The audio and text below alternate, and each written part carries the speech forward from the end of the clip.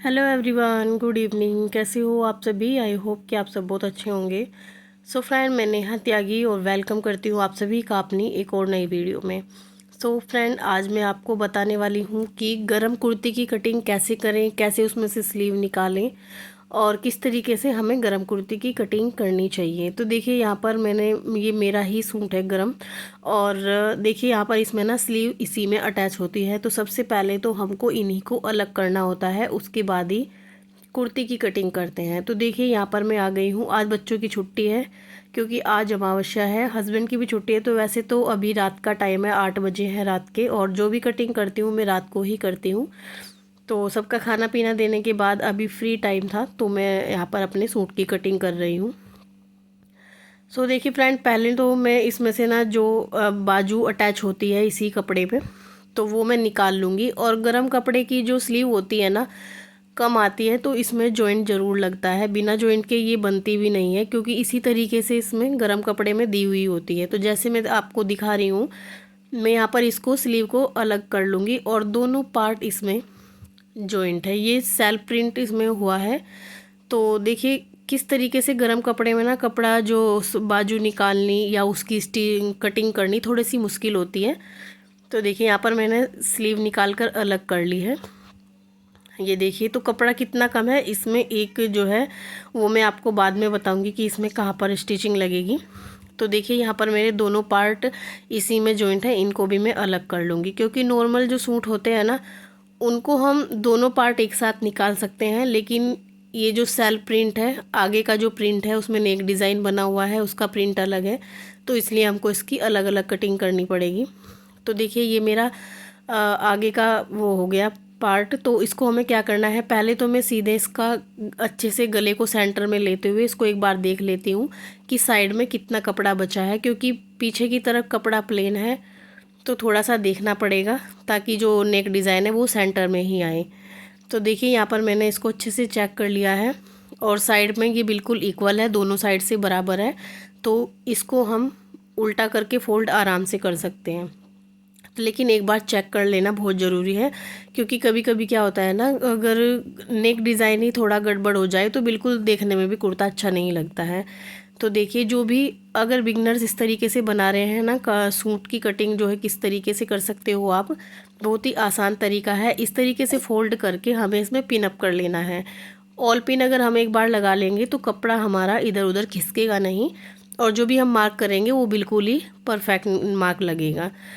So friend देखिए, यहाँ पर मैं बना रही हूँ इसको कॉलर वाली कुर्ती, क्योंकि गरम जो सूट होता है ना उसमें मैं कॉलर वाली कुर्ती ही पहनना पसंद करती हूँ। तो उसमें मैंने जो शोल्डर लिया है वो लिया है 7 इंच का, तीरा भी 7 इंच का ही लिया है, क्योंकि हाफ इंच हम ऊपर की तरफ से इसको डाउन करते हैं शोल्डर की तरफ से। ठीक है। तो फ्रेंड क्या होता है ना कि जब हम कॉलर वाला बना रहे होते हैं तो उसमें हमें नॉर्मल से 1 इंच या आधा इंच एक्स्ट्रा लेना होता है, क्योंकि जब हम कॉलर पीछे की तरफ होते हैं ना तो आगे का जो गला होता है वो खिंचाव करता है। तो इसलिए हमको उसको शोल्डर को बढ़ा लेना होता है। तो मैं 7 इंच पर लेती हूँ। और अगर किसी का साइज जैसे 40 से ऊपर है तो 40 से ऊपर वाले 8 इंच का जो शोल्डर ले सकते हैं, क्योंकि 8 इंच का शोल्डर कॉलर के लिए अच्छा रहता है। सो फ्रेंड देखिए, सबका जो मेजरमेंट लेने का तरीका अलग अलग होता है, लेकिन जिस तरीके से मैं अपने कपड़े बनाती हूँ मैं उसी तरीके से आपको बताती हूँ। क्योंकि कभी कभी क्या होता है ना, कोई कमेंट्स आता है कि इस तरीके से होता है। तो देखिए, मैं जो अपने कपड़े सिलती हूँ मेरे कपड़े परफेक्ट ही रहते हैं। मैं बाहर के लोगों के भी कपड़े सिलती हूँ तो उनमें भी कोई कमी नहीं आती है। तो जैसा भी मेजरमेंट मैं लेकर बनाती हूँ उसी तरीके से मैं आपके साथ में शेयर करती हूँ। और मुझे अपना जो तरीका है बिल्कुल से सिंपल और साधारण सा तरीका है। क्योंकि देखिए, मेरे पास एक कमेंट्स आया था कि आप अगर गला 6 का 4 का या कितना बना रहे हो तो उसके लिए हमको तीरा या शोल्डर कितना लेना होता है। तो देखिए, वैसे तो शोल्डर जितना भी जो भी मेजरमेंट के हिसाब से हम लेते हैं, लेकिन जो 40 इंच का जो ब्रेस्ट साइज होता है उससे नीचे मैं हमेशा 6 या 6.5 पर ही शोल्डर लेती हूँ, 6.5 का ही मैं तीरा लेती हूँ। और 40 से ऊपर अगर कोई साइज़ मुझे बनाना होता है ब्रेस्ट साइज़ का, उसके हिसाब से मैं लेती हूँ 7 इंच पर। ठीक है, तो उसमें मुझे कोई प्रॉब्लम नहीं आती है। तो अगर थोड़ा बहुत अगर कुछ कमी आती है तो हम उसको देखिए सिलाई में कम कर सकते हैं, कम ज़्यादा कर सकते हैं। लेकिन मैंने 4 इंच का भी गला बनाया है, 5 इंच का, 6 इंच का। तो मेरा मेजरमेंट जो शोल्डर का है और तीरे का है वो 6.5 का ही रहता है। ठीक है, तो मुझे कोई प्रॉब्लम नहीं आती है। अगर मैं कॉलर का बना रही होती हूँ तो 7 या 8 का लेती हूँ। अपना अगर मुझे कॉलर का बनाना होता है तो मैं 7 इंच पर लेती हूँ। लेकिन अगर हैवी साइज़ का बनाना होता है तो 8 इंच का जो शोल्डर और मैं तीरा लेती हूँ। ठीक है, तो देखिए मेज़रमेंट यही होता है। और ये सब कहने वाली बात है कि पीछे का गला अगर हम डीप ले रहे हैं तो तीरा हमको कम लेना है, कोई फ़र्क नहीं पड़ता है। आप 6 इंच का ले सकते हो, कोई प्रॉब्लम नहीं होगी। इस तरीके से एक बार बनाकर देखिए, कितना ही डीप गला बनाइए, लेकिन शोल्डर 6.5 ही रखिएगा और 6.5 ही तीरा रखिएगा तो कोई प्रॉब्लम नहीं आएगी। तो मेरा जो मेजरमेंट है वो इसी तरीके का है। तो देखिए फ्रंट पार्ट जो मेरा बनकर रेडी हो चुका है। अभी जो मुझे पीछे का पार्ट निकालना है उसको भी मैं इसी तरीके से फोल्ड करूँगी और पिन अप करके, क्योंकि ऊपर फ़ैन चल रहा है तो प्रॉब्लम आ जाती है, ना तो फ़ैन बंद कर सकती हूँ मैं। तो मैं इस तरीके से देखिए कपड़े को ऑल पिन से सेट कर लेती हूँ, तो इससे कपड़ा मेरा इधर उधर नहीं भागेगा और बिल्कुल सेट रहेगा। तो दूसरे वाला जो पार्ट है, जो बिगनर्स हैं उनके लिए ये जो ट्रिक है वो काफ़ी इजी हो जाता है कपड़े की कटिंग करना। तो देखिए जो मैंने फ्रंट पार्ट निकाला था उसी को रख कर मैं पीछे का पार्ट भी निकाल लूँगी और इसको भी मैं अच्छे से पिन अप कर दूँगी, तो कपड़ा बिल्कुल भी इधर उधर नहीं होगा। ठीक है, तो आराम से आप निशान लगा सकते हो, आराम से आप कटिंग कर सकते हो।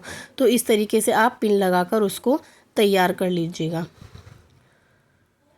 ठीक है फ्रेंड, तो देखिए मैंने जब सिलाई सीखी थी ना तो मुझे बहुत ही कम सिलाई जो है समझ में आई थी उनके, क्योंकि सबका अलग अलग तरीका है। और जो थोड़ी छोटी चीज़ों को नाप तोल कर बनाते हैं ना, तो उनका जो तरीका है मुझे आज तक भी समझ में नहीं आया है। बहुत सारी मैं वीडियो भी देखती हूँ तो उसमें भी मुझे जो छोटी छोटी चीज़ों को नाप नाप कर बताते हैं ना, वो मुझे बिल्कुल भी समझ नहीं आता है। तो मैं बिल्कुल सिंपल साधारण तरीका ही यूज़ करती हूँ और वही चीज़ें मैं आपके साथ में शेयर करती हूँ। तो देखिए फ्रेंड, यहाँ पर मैंने अगर पिन लगा लिया है तो मैं कपड़े को इजीली कट कर पा रही हूँ। तो जो भी बिगनर्स हैं उनको कपड़ा कटिंग करने में प्रॉब्लम होती है तो इस तरीके से आप कटिंग कर सकते हैं, तो बिल्कुल आपका परफेक्ट कटिंग होगी।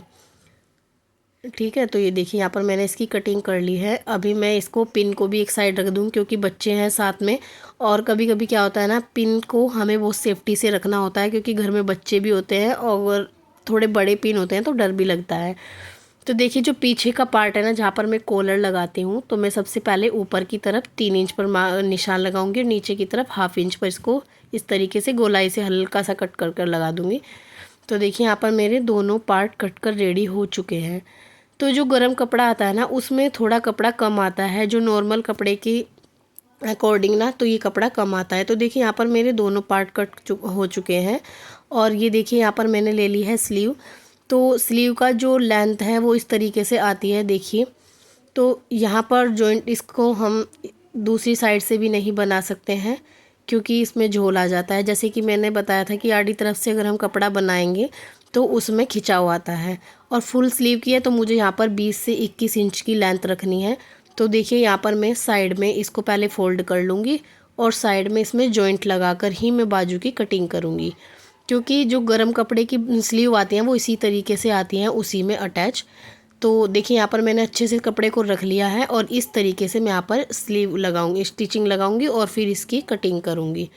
तो मैं इसका मेजरमेंट ले लेती हूँ। इसका मुझे 21 इंच की लेंथ है, बिल्कुल रेडी है, कोई प्रॉब्लम नहीं है। नीचे का जो ग्रीन कपड़ा आपको दिखाई दे रहा होगा वहाँ से मैं इसको फोल्ड कर दूँगी। ठीक है, तो ऊपर से मुझे 2 इंच पर लगाना है, नीचे से 3 इंच पर आर्म होल पर निशान लगाना है।